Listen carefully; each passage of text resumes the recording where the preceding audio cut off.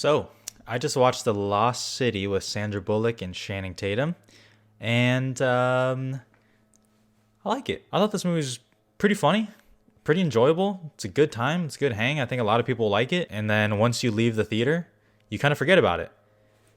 That's great. So Sandra Bullock is basically a romance author, and she's going on a book tour, and you can see that she's kind of out of it. She's like, she really doesn't want to do this anymore. And Channing Tatum is the person who basically models the romantic male love interest in her novels. I feel like I repeated the same word a lot. I don't even remember anymore. But then basically she gets kidnapped, and Channing Tatum, he wants to show that he's not just some model, you know. And they basically go on an adventure. And I'm purposely leaving some stuff out just because I know for me personally, I saw the trailer a couple times. I knew like the cameos and who was in this, but I feel like some people aren't that aware, so I'm just gonna keep it pretty low key. This movie really is just like a straight comedy. I mean, I'm tempted to say rom-com, but I feel like that immediately gets like the wrong idea in your head, because to me, this is less of a rom-com and more of just a straight comedy. Honestly, this is just like an adventure comedy.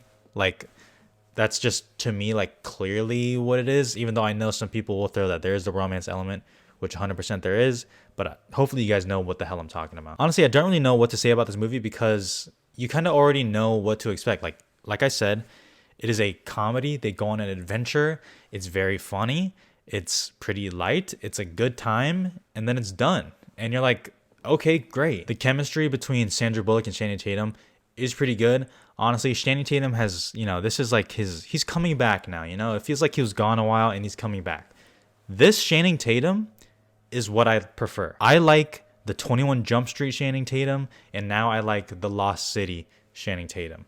To me, this is like a perfect role for him because A, he's obviously funny, and B, this might sound rude, but he plays like the quote meathead jock who maybe is like a little bit dumb really well, but who also has a heart, and that's the Channing Tatum I like. Okay, I don't like him as like the Dear John Channing Tatum. Okay, and I'm purposely saying this just in case one of my friends is watching this. This is the good Channing Tatum. Okay, this is the one I prefer, not like the the sappy Dear John type Channing Tatum. This is it.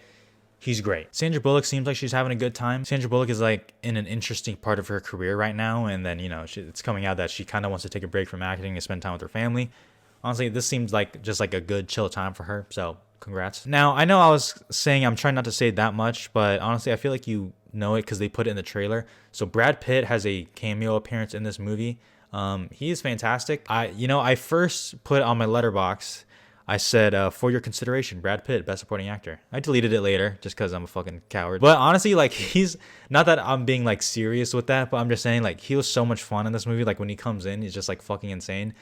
What I will say is, if this is like the Brad Pitt that we can kind of expect in Bullet Train, which it looks like it's gonna be, oh boy, I am so excited for that fucking movie. There's like a really funny scene with leeches between Channing Tatum and Sandra Bullock. I don't remember if that's in the trailer or not, but there's a really funny scene. Whenever I see like people like pretend to gag or like throw up, I don't know why that shit's so fucking funny to me. In terms of negatives, honestly, I did actually feel like this movie was a little bit long.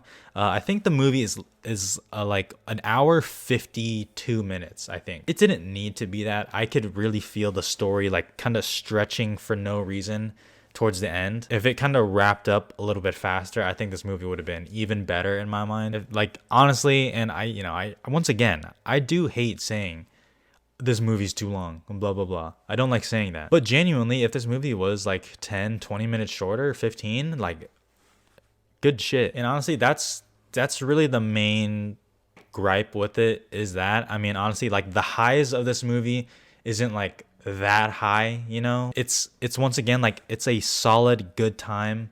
I forgot about it like as soon as I got home, pretty much. It's a solid comedy. That's what it is to me, and it's nothing really more than that, honestly. The first half of this movie is pretty fire, and then the second half kind of starts to peter off, which I didn't really care for that much. I don't know if this rating seems low or not, but honestly, it makes a lot of sense in my head because to me, this is still a fine rating. But The Lost City, 3 stars. I think this is fun. I have no idea what this will do at the box office because I still am very confused on like the state of the box office right now. Yeah, check it out this week when it comes out in theaters. Once again, Twitter, Letterboxd in the description.